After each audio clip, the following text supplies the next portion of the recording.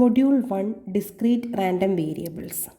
Discrete random വേരിയബിൾസിലോട്ട് പോകുന്നതിന് മുന്നേ നമുക്ക് റാൻഡം എക്സ്പെരിമെൻ്റ് എന്തുവാണെന്ന് അറിയണം. പ്രോബബിലിറ്റിയിലെ ബേസിക് കാര്യങ്ങളും നമുക്ക് അറിയേണ്ടതായിട്ടുണ്ട്. അപ്പോൾ അതിന് വേണ്ടിയിട്ടാണ് ഈ ഒരു പോർഷൻ നമ്മൾ ഇൻക്ലൂഡ് ചെയ്തിരിക്കുന്നത്. Okay, first of all random experiment എന്തുവാണെന്നുള്ളതാണ്. An experiment whose result cannot be predicted. A random experiment is also called trial and the outcomes are called events.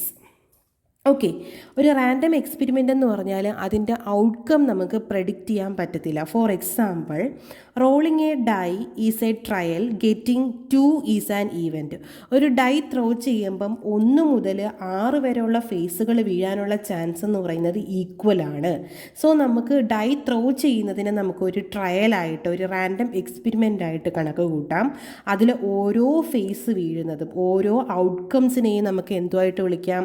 Event ആയിട്ട് വിളിക്കാം. ഓക്കെ, അതാണ് റാൻഡം എക്സ്പെരിമെൻറ്റും ഈവൻറ്റും എന്ന് പറയുന്നത്. Okay, next അതുപോലെ തന്നെ tossing A coin is A trial. Coin toss ചെയ്യുന്നത് ഒരു ട്രയലാണ്. അതുപോലെ തന്നെ ഹെഡോ ടെയിലോ കിട്ടുന്നത് എന്താണ് ഒരു ഈവൻ്റ് ആയിട്ട് കണക്ക് കൂട്ടാം. Okay, next sample space. Sample space എന്ന് പറഞ്ഞാൽ is the collection of all possible outcome or sample points of a random experiment. It is denoted as capital S. Sample space എന്ന് പറയുന്നത് ഫോർ എക്സാമ്പിൾ ഒരു coin toss ചെയ്യുമ്പം അതിൻ്റെ sample space എന്ന് പറയുന്നത് coin toss ചെയ്യുമ്പം എന്തൊക്കെയാണ് ഈവൻ്റ് ആയിട്ട് വരാനുള്ള ചാൻസ് എന്ന് പറയുന്നത്, ഔട്ട്കം ആയിട്ട് വരാനുള്ള എന്ന് പറയുന്നത് ഹെഡും ടെയിലും അല്ലേ. സോ അതിനെ നമ്മളൊരു സെറ്റ് ബ്രാക്കറ്റിൽ കളക്ഷനായിട്ട് എഴുതും. അതിന് ക്യാപിറ്റൽ എസ് എന്ന് ഡിനോട്ട് ചെയ്യും. അതാണ് സാമ്പിൾ സ്പേസ് എന്ന് പറയുന്നത്. കോയിൻ ഡൈ ത്രോ ചെയ്യുമ്പോൾ സാമ്പിൾ സ്പേസ് എന്തൊക്കെ വരും, എന്തൊക്കെ ഔട്ട്കംസ് ആണ് അവിടെ വരുന്നത്? 1 മുതൽ 6 വരെയുള്ള ഫേസസ് വരാനുള്ള ചാൻസ് ഉണ്ട്. സോ അതിനെ നമ്മൾ സെറ്റ് ബ്രാക്കറ്റിൽ എഴുതും. ഇതാണെന്തെന്ന് പറയുന്നത് സാമ്പിൾ സ്പേസ് എന്ന് പറയുന്നത്. ഓക്കെ, ഇനി next mutually exclusive event or disjoint event. 2 event A and B is a sample space are said to be mutually exclusive if they cannot occur together. For example, നമ്മളൊരു coin toss ചെയ്യുമ്പോൾ അവിടുത്തെ ഈവൻറ്റുകളാണ് ഹെഡും tail എന്ന് പറയുന്നത് അല്ലേ. അത് രണ്ടും ഒരുമിച്ച് വീഴോ? ഇല്ല. അറ്റ് എ ടൈം ഒന്നീ ഹെഡ് അല്ലെങ്കിൽ ഒന്നീ ടെയിൽ. ഇതാണ് പറയുന്നത്. ആ ഈവൻറ്റുകളുടെ എല്ലാം ഇൻ്റർസെക്ഷൻ എടുത്താൽ എന്തോ കിട്ടും? നമുക്ക് നൾ സെറ്റ് കിട്ടും. അറ്റ് എ ടൈം ഒരു ഔട്ട്കമേ നമുക്ക് അവിടെ വരത്തുള്ളൂ. Okay, next equally likely events. 2 events are equally likely if either of them cannot be expected to occur in the performance of other. എന്ന് പറഞ്ഞാൽ നമ്മൾ ഒരു റാൻഡം എക്സ്പെരിമെൻറ്റ് നടത്തുമ്പം ഇപ്പം കോയിൻ ടോസ് ചെയ്യുന്ന കേസിലാണെങ്കിൽ ഒരു തവണ ഹെഡ് വീണെന്ന് പറഞ്ഞ് നെക്സ്റ്റ് ത്രോയിൽ അവിടെ ടെയിൽ വീഴണം എന്നില്ല. സോ അവ എന്തുകൊണ്ട് ഈക്വലി ലൈക്ലി ആണ്. എല്ലാ ഈവൻസിനും ഈക്വൽ ചാൻസ് ആണുള്ളത്. Okay, next independent event. 2 or more events are considered to be independent if the occurrence or non-occurrence of an event does not affect the occurrence and non-occurrence of other. For example, if a coin is thrown twice, the result of the second thrown is in no way affected by the result of the first thrown. Thus, the events are independent. Independent എന്ന് പറഞ്ഞാൽ നമ്മളൊരു experiment നടത്തുമ്പം അവരുടെ ഈവൻസുകളെല്ലാം independent ആണ്. ഇപ്പം coin toss ചെയ്യുന്ന കേസിൽ head ഒരു തവണ വീണെന്ന് പറഞ്ഞ് അടുത്ത തവണ ടെയിൽ വീഴണം എന്നില്ല. എല്ലാ ഈവൻറ്റുകളും എന്തുമാണ്? ഇൻഡിപെൻഡൻ്റ് ആണ്. അവ ആരെയും മുന്നത്തെ ഔട്ട്കമ്മിന് ഒരിക്കലും ഡിപ്പെൻഡ് ചെയ്യത്തില്ല. നെക്സ്റ്റ് പ്രോബബിലിറ്റി നമ്മൾ പഠിച്ചിട്ടുള്ളതാണ്. പ്രോബബിലിറ്റി എന്ന് പറഞ്ഞാൽ അതിനെ പി ഓഫ് എ അല്ലെങ്കിൽ സിംപിളി പി എന്ന് ഡിനോട്ട് ചെയ്യാം. എന്ന് പറഞ്ഞാൽ number of favourable cases divided by total number of cases. ഇപ്പം നമ്മൾ ഇത്രയും നേരം കോയിൻ ടോസ് ചെയ്യുന്ന കേസും ഡൈ ത്രോ ചെയ്യുന്ന കേസും അല്ലേ, ആ കേസിൽ തന്നെ നമുക്കൊരു കാര്യം നോക്കാം. ഇപ്പം ഒരു ഡൈ ത്രോ ചെയ്യുന്ന കേസിലാണെങ്കിൽ അവിടെ മൊത്തം എത്ര ഔട്ട്കം, നമ്മുടെ സാമ്പിൾ സ്പേസിൽ മൊത്തം എത്ര ഈവൻ്റ് ഉണ്ട്? 6 ഈവൻറ്റുകളാണുള്ളത്. അതിൽ 1 പറയുന്ന നമ്പർ, ആ ഡൈയിൽ 1 പറയുന്ന നമ്പർ വീഴാനുള്ള ചാൻസ് എത്രയാണ്? 6ൽ 1 ചാൻസാണ് 1 പറയുന്ന നമ്പർ വീഴാനുള്ള ചാൻസ്. അതുപോലെ 2 പറയുന്ന നമ്പർ വീഴാനുള്ള ചാൻസ് എന്തുവാണ്? മൊത്തത്തിലുള്ള ഔട്ട്കം 6കളും അതിൽ 2 എന്ന് പറയുന്ന നമ്പർ വീഴാനുള്ള ചാൻസ് എത്രയേ ഉള്ളൂ? 1/6 ആണ്. അപ്പോൾ ഒരു ഡൈ ത്രോ ചെയ്യുന്ന കേസിലാണെങ്കിൽ എല്ലാ നമ്പറുകളും വീഴാനുള്ള പ്രോബബിലിറ്റി എത്രയാണ്? 1/6 ആണ്. ഓക്കെ, അതാണ് പ്രോബബിലിറ്റി കൊണ്ട് ഉദ്ദേശിക്കുന്നത്. നെക്സ്റ്റ് ഒരു ക്വസ്റ്റ്യൻ ആണ്, if at least 1 child in a family of 3 children is a boy, what is the probability that all of the 3 are boys? ഒരു ഫാമിലിയിൽ 3 ചിൽഡ്രൻ ആണ് ഉള്ളത്. അതിൽ അറ്റ്ലീസ്റ്റ് ഒരാളെങ്കിലും എന്തോ ആവണം? ബോയ് ആവണം. അതിൻ്റെ പ്രോബബിലിറ്റിയാണ് നമുക്ക് കണ്ടുപിടിക്കാനായിട്ടുള്ളത്. അപ്പോൾ നമുക്ക് അറ്റ്ലീസ്റ്റ് ഒരു ബോയ് എന്നാണ് പറഞ്ഞിരിക്കുന്നത്. അതിൽ 3 പേരും ബോയ് ആവാനുള്ള ചാൻസാണ്, പ്രോബബിലിറ്റിയാണ് നമുക്ക് ചോദിച്ചിരിക്കുന്നത്. അപ്പോൾ സാമ്പിൾ സ്പേസ് എഴുതുമ്പോൾ അറ്റ്ലീസ്റ്റ് ഒരു ബോയ് എങ്കിലും വരുന്ന രീതിയിൽ നമ്മൾ എഴുതാം, ഇല്ലേ? അപ്പം ആദ്യത്തെ ആൾ ബോയ് ആവാം, ബാക്കി 2 പേര് ഗേൾ ആവാം. രണ്ടാമത് നമ്മൾ ആദ്യത്തെ ഗേള്, രണ്ടാമത്തെ ബോയ്, മൂന്നാമത്തെ ഗേൾ ആയിക്കൂടെ? അതേപോലെ തന്നെ ആദ്യത്തെ 2 പേര് ഗേള്, മൂന്നാമത്തത് ബോയ്. അറ്റ്ലീസ്റ്റ് ഒരു ബോയ് ആവുന്ന കേസ് ഇവിടെ 3 എണ്ണം കൊണ്ട് കഴിഞ്ഞു. ഇനി അറ്റ്ലീസ്റ്റ് ഒരു ബോയ് എന്നാണ് പറഞ്ഞത്, അപ്പോൾ 2 ബോയ് ആയിക്കൂടെ? സോ ഫസ്റ്റ് 2 പേര് ബോയ്, മൂന്നാമത്തെ ആൾ ഗേള്. അതുപോലെ തന്നെ ബോയ് ഗേൾ ബോയ്, അതുപോലെ തന്നെ ഗേൾ ബോയ് ബോയ്. ഓക്കെ, അപ്പം 2 ബോയ് ആവുന്ന ചാൻസും അവിടെ കഴിഞ്ഞു. ഇനി എന്തുവാണ്? അറ്റ്ലീസ്റ്റ് ഒരു ബോയ് പറഞ്ഞതുകൊണ്ട് 3 പേരും ബോയ് ആവാം. സോ 3 ബോയ് വരുന്ന കേസ്. അപ്പം മൊത്തം എത്ര എക്സോസ്റ്റീവ് കേസസ് ആണ് ഇവിടെ ഉള്ളത്? 7 ആണ്. അതിൽ 3 ബോയ് ആവാനുള്ള ചാൻസ് എത്രയാണ്? 1 ഉള്ളൂ. അപ്പം 1/7 ആണ് അവിടുത്തെ പ്രോബബിലിറ്റി എന്ന് പറയുന്നത്. Okay, next random variable. ഇവിടെ തൊട്ടാണ് നമ്മുടെ പോർഷൻ തുടങ്ങുന്നത്. നമ്മുടെ സിലബസിലെ ആദ്യത്തെ ഹെഡിങ് എന്ന് പറയുന്നത് റാൻഡം വേരിയബിൾ ആണ്. Okay, a real variable capital X whose value is determined by the outcome of a random experiment is called random variable. Random വേരിയബിളിനെ നമ്മൾ ഡിനോട്ട് ചെയ്യുന്നത് ക്യാപിറ്റൽ X കൊണ്ടാണ്. ഒരു റാൻഡം എക്സ്പെരിമെൻറ്റ് നടത്തുമ്പോൾ അവിടുത്തെ വാല്യൂ അനുസരിച്ചിട്ടുള്ള വേരിയബിളിനെയാണ് നമ്മൾ എന്തോ വിളിക്കുന്നത്? Random variable. ഫോർ എക്സാമ്പിൾ, നമ്മളൊരു random experiment consist of 2 tosses of a coin. At a time 2 tosses ആണ്, 2 ടോസസ്, ഒരു കോയിൻ 2 തവണ ടോസ് ചെയ്യുന്നു. അവിടെ നമ്മൾ എടുക്കുന്ന റാൻഡം വേരിയബിൾ എന്ന് പറയുന്നത് is the number of heads arrived ആണ് നമ്മൾ അവിടുത്തെ റാൻഡം വേരിയബിളായിട്ട് കൺസിഡർ ചെയ്യുന്നത്. ഓക്കെ, അപ്പോൾ ഔട്ട്കം എന്തൊക്കെ വരാം? ഒരു 2 ടോസസ് ഓഫ് എ കോയിനാണ്. ആ 2 ടോസസിൽ 2 ഹെഡ് വരാം. ആദ്യത്തത് 1 ഹെഡ് വരാം, 1 ടെയിൽ വരാം. പിന്നെ ആദ്യത്തത് ടെയിൽ വരാം, രണ്ടാമത്തത് ഹെഡ് വരാം. ബാക്കി 4ാമത്തെ ഔട്ട്കം എന്ന് പറയുന്നത് 2ഉം ടെയിൽ വരാം. അവിടെ നമ്മൾ റാൻഡം വേരിയബിളായിട്ട് ചൂസ് ചെയ്തിരിക്കുന്നത് നമ്പർ ഓഫ് ഹെഡ്സ് അറൈവ്ഡ് ആണ് ചോദിച്ചിരിക്കുന്നത്. അപ്പോൾ വാല്യൂ ഓഫ് എക്സ് എന്ന് പറയുന്ന റാൻഡം വേരിയബിളിൻ്റെ വാല്യൂ എന്തോ വരും? ഇവിടെ എത്ര ഹെഡ് ഉണ്ടെന്നുള്ളത് ഇവിടെ എഴുതും. എന്ന് പറഞ്ഞാൽ എത്ര വരും? 2. ഇവിടെ എത്ര ഹെഡ്? 1. ഇവിടെ എത്ര ഹെഡ്? 1. ഇവിടെ ഹെഡില്ല, അതുകൊണ്ട് 0. റാൻഡം വേരിയബിൾ മനസ്സിലായോ? ഓക്കെ, ഇനി നെക്സ്റ്റ് ഡിസ്ക്രീറ്റ് റാൻഡം വേരിയബിൾ. നമ്മളെ മൊഡ്യൂളിൻ്റെ പേര് discrete random variable. A random variable which can assume only A countable number of real value is discrete random variable. ഒരു റാൻഡം വേരിയബിൾ എന്ന് പറയുന്നത്, റാൻഡം വേരിയബിൾസിൻ്റെ കളക്ഷൻ എന്ന് പറയുന്നത് countable ആണെങ്കിൽ ആ റാൻഡം വേരിയബിളിനെ നമ്മൾ എന്തോ വിളിക്കും? ഡിസ്ക്രീറ്റ് റാൻഡം വേരിയബിൾ എന്ന് വിളിക്കും. For example, number of telephone calls per unit time. ഒരു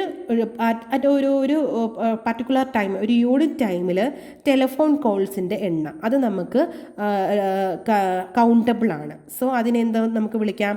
ഡിസ്ക്രീറ്റ് റാൻഡം വേരിയബിൾ എന്ന് വിളിക്കാം, എത്ര കോളുകൾ വന്നു എന്നുള്ളത്. ഇനി അതുപോലെ തന്നെ marks obtained in A test. ഒരു ക്ലാസ്സിൽ ഒരു ടെസ്റ്റ് നടത്തുന്നു, അതിലെ മാർക്കുകൾ, ആ മാർക്കുകൾ എന്ന് പറയുന്നത് എന്തുവാണ്? കൗണ്ടബിൾ ആണ്. ഓക്കെ, ഒരു 35 സ്റ്റുഡൻസ് ആണ് ഒരു ക്ലാസ്സിലുണ്ടെങ്കിൽ ആ 35 മാർക്സിൻ്റെയും കളക്ഷൻ അതെന്തുമായിരിക്കും? കൗണ്ടബിൾ ആയിരിക്കും. അതെന്ന് പറഞ്ഞാൽ എന്തുവാണ്? ഡിസ്ക്രീറ്റ് റാൻഡം വേരിയബിൾ ആണ്. Okay, next probability mass function. Very important.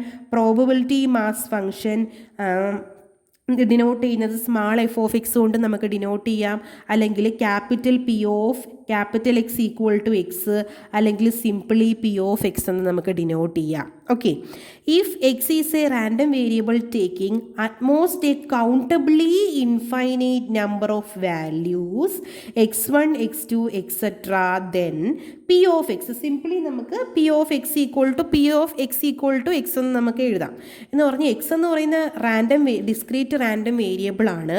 അത് എന്തുവാണ് ഏറ്റവും കൂടുതൽ കൗണ്ടബിളി ഇൻഫൈനൈറ്റ് നമ്പർ ഓഫ് വാല്യൂസിന് അത് ടേക്ക് ചെയ്യുമെങ്കിൽ അവിടുത്തെ പി എം എഫിൻ്റെ ഇക്വേഷൻ എന്ത് വരും? പി എം എഫിൻ്റെ equation P of X equal to x equal to simply P of X എന്ന് നമുക്ക് ഡിനോട്ട് ചെയ്യാം. ഓക്കെ, അല്ലെങ്കിൽ നമുക്ക് വേറൊരു denotation small f of X, ഇതാണ് എന്തിൻ്റെ ഇക്വേഷൻ എന്ന് പറയുന്നത്? പി എം എഫിൻ്റെ ഇക്വേഷനായിട്ട് വരുന്നത്. ഓക്കെ, പി എം എഫിന് ഇനി രണ്ട് പ്രോപ്പർട്ടി ഉണ്ട്. നമ്മൾ പ്രോബ്ലത്തിൽ അപ്ലൈ ചെയ്യുന്ന രണ്ട് പ്രോപ്പർട്ടീസാണ്. പി എം എഫ് എപ്പോഴും എന്ന് പറഞ്ഞാൽ P of X equal to x അല്ലേ പി എം എഫ് എന്ന് പറയുന്നത് എപ്പോഴും greater than or equal to 0 ആയിരിക്കും. ഓക്കെ, അതുപോലെ തന്നെ summation P M F, summation P of X equal to x എന്ന് പറയുന്നത് എപ്പോഴും എന്തുമായിരിക്കും? 1 ആയിരിക്കും. ഈ ഒരു പ്രോപ്പർട്ടിയാണ് നമ്മൾ പി എം എഫുകൾ, നമ്മളെ പ്രോബ്ലത്തിൽ പി എം എഫുകളിൽ കോൺസ്റ്റൻ്റ് ഉണ്ടെങ്കിൽ ആ കോൺസ്റ്റൻ്റ് കണ്ടുപിടിക്കാനായിട്ട് ഉപയോഗിക്കുന്ന പ്രോപ്പർട്ടിയാണ് എന്തെന്ന് പറയുന്നത്? സമ്മേഷൻ പി എം എഫുകൾ എന്തുമായിരിക്കും? 1 ആണെന്നുള്ളത്. ഇത് നമ്മൾ ചിലപ്പം ഒരു ടേബിൾ തന്നിട്ട് ഇതിനകത്ത് നമുക്ക് പി എം എഫ് കണ്ടുപിടിക്കാൻ പറ്റും, ഇത് വാല്യൂഡ് ആയിട്ടുള്ള ടേബിളാണോ നമുക്ക് ചെക്ക് ചെയ്യാനൊക്കെ ആയിട്ട് അവിടെ പി എം എഫുകൾ നമ്മൾ നോക്കുക. പി എം എഫുകൾ നോക്കുമ്പോൾ P M F negative values ആണെങ്കിൽ അത് നമുക്ക് അക്സെപ്റ്റ് ചെയ്യാൻ പറ്റത്തില്ല. പി എം എഫുകൾ എപ്പോഴും എന്തുമായിരിക്കും? 0യും 0നെക്കാട്ടിയും കൂടുതലും ആയിരിക്കും. നമ്മൾ മനസ്സിലാക്കാനാണ്. Okay, next distribution function or cumulative distribution function, അല്ലെങ്കിൽ നമ്മൾ C D F, simply C D F, capital C D F എന്ന് ഡിനോട്ട് ചെയ്യും. അതിൻ്റെ ഇക്വേഷൻ വരുന്നത് capital F of X equal to P of X less than or equal to X എന്നാണ്. Okay, അതിന് distribution function എന്നോ cumulative distribution function എന്നോ നമ്മൾ call ചെയ്യും. ഓക്കെ, ഇനി രണ്ട് നോട്ടുകളാണ്. P of A less than or equal to X less than or equal to ബീനെ നമുക്ക് സി ഡി എഫ് ഉണ്ടെങ്കിൽ, ഇത് എയും ബി നമ്പേഴ്സുകളാണ് കേട്ടോ, അങ്ങനെയാണെങ്കിൽ സി ഡി എഫ് അനുസരിച്ച് അതിൻ്റെ ഇക്വേഷൻ എന്ന് പറയുന്നത് capital F of B minus capital F of A. അവിടെ ഒരു പ്രോപ്പർട്ടി എന്ന് പറയുന്നത് അവിടെ എന്തുമായിരിക്കണം? എ ലെസ് ദാൻ ബി ആയിരിക്കണം. അങ്ങനെയാണെങ്കിൽ നമുക്ക് എങ്ങനെ എഴുതാം? ഇത് കണ്ടുപിടിക്കുന്നതിന് പകരം എന്തോ കണ്ടുപിടിച്ചാൽ മതി? Capital F of C D F of B minus C D F of A ചെയ്താൽ മതി. ഇത് നമ്മൾ പഠിച്ചിട്ടുള്ള പ്രോപ്പർട്ടിയാണ്. P of A given B equal to P of A intersection B by P of B. Okay, ഇതാണ് A given ബിയുടെ ഇക്വേഷനായിട്ട് വരുന്നത്. ഇത് നമുക്ക് അങ്ങോട്ട് പ്രോബ്ലത്തിൽ പഠിക്കാം കേട്ടോ, ഇത് എന്തുവാണെന്നുള്ളത്. ഇനി next, mean and variance of a discrete random variable. ഒരു ഡിസ്ക്രീറ്റ് റാൻഡം വേരിയബിളിൻ്റെ മീനും വേരിയൻസും എന്തുവാണെന്നുള്ളതാണ്. ഓക്കെ, അപ്പം നമ്മൾ ബേസിക് ഇക്വേഷനാണ് കേട്ടോ. Let X be a discrete random variable takes values x1, x2 etcetera xn within the probabilities f of x1, f of x2, etcetera f of xn. Then the mean or expectation of x is defined as. X എന്ന് പറയുന്നത് discrete random variable ആണ്. അവിടുത്തെ random variable എന്ന് പറയുന്നത് x1, x2, etcetera xnകളും അതിന് corresponding ആയിട്ടുള്ള P M എഫുകൾ എന്ന് പറയുന്നത് എഫ് ഓഫ് x1ഉം എഫ് ഓഫ് x2ഉം അതുപോലെ തന്നെ എക്സെട്ര എഫ് ഓഫ് xnകളും ആണെങ്കിൽ അവിടുത്തെ മീനിൻ്റെ ഇക്വേഷൻ എന്തുവാണ്? മീനിനെ നമ്മൾ ഡിനോട്ട് ചെയ്യുന്നത് expectation of X. Expectation of X equal to summation എക്സുകളാണ് സമ്മേഷൻ ചെയ്യുന്നത് കേട്ടോ. Summation X into F of X. ഇതാണ് എന്തിൻ്റെ ഇക്വേഷനായിട്ട് വരുന്നത്? മീനിൻ്റെ ഇക്വേഷനായിട്ട് വരുന്നത്. ഓക്കെ, ഇനി വേരിയൻസിൻ്റെ ഇക്വേഷൻ, വേരിയൻസ് ഓഫ് എക്സ് എന്നാണ് നമ്മൾ വേരിയൻസിനെ ഡിനോട്ട് ചെയ്യുന്നത്. വേരിയൻസ് ഓഫ് എക്സിൻ്റെ ഇക്വേഷൻ എന്ന് പറയുന്നത് E of X square minus E of X the whole square. ഇതാണ് എന്തിൻ്റെ ഇക്വേഷനായിട്ട് വരുന്നത്? വേരിയൻസിൻ്റെ ഇക്വേഷനായിട്ട് വരുന്നത്.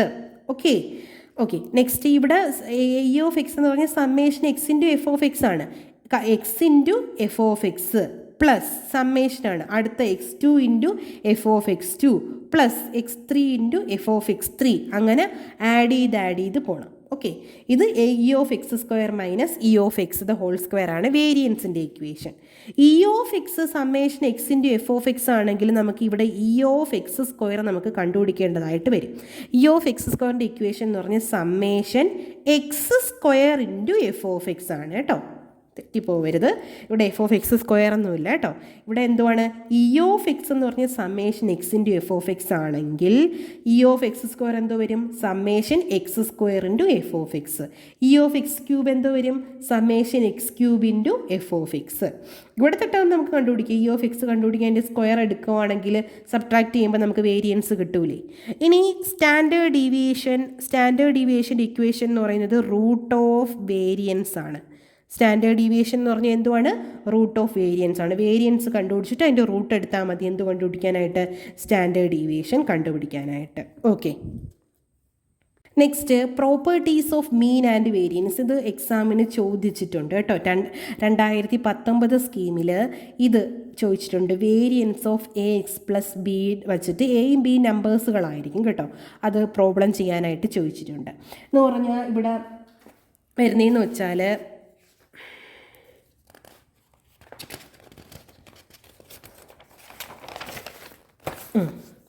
E of A X plus B എന്ന് വെച്ചാൽ E of A X plus B എന്ന് വെച്ചാൽ എ കോൺസ്റ്റൻ്റ് പുറത്തെടുക്കുക, ഇ അകത്തോട്ട് അപ്ലൈ ചെയ്യുക, E of X plus E of B എന്ന് വരും. ഇ ഓഫ് ബി എന്ന് പറഞ്ഞ എക്സ്പെക്റ്റേഷൻ ഓഫ് എ കോൺസ്റ്റൻ്റ് എന്തുമായിരിക്കും? ഒരു കോൺസ്റ്റൻ്റ് ആയിരിക്കും. അപ്പോൾ ഇ ഓഫ് ബി എന്ന് പറഞ്ഞാൽ എന്തുവാണ്?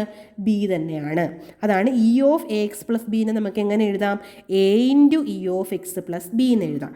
അതുപോലെ തന്നെ variance of A X plus ബീനെ നമുക്ക് എങ്ങനെ എഴുതാം? വേരിയൻസ് നമ്മൾ അകത്തോട്ട് കൊടുക്കുമ്പം ഇവിടെ കോയിഫിഷ്യൻ്റ് ആയിട്ടുള്ള ഈ കോൺസ്റ്റൻറ്റ് എ സ്ക്വയർ എന്നാവും. A square into variance of X plus variance of B. Variance of A constant എന്ന് പറയുന്നത് എന്തുമായിരിക്കും? 0 ആയിരിക്കും. ഓക്കെ, അപ്പം E of A X plus B എന്ന് പറഞ്ഞാൽ A into E of X plus ബിയും variance of A X plus B എന്ന് പറഞ്ഞാൽ എ സ്ക്വയർ കോൺസ്റ്റൻറ്റ് വെളി വരുമ്പം A square into variance of X plus variance of B എന്ന് പറഞ്ഞാൽ 0 ആയിരിക്കും. ഓക്കെ.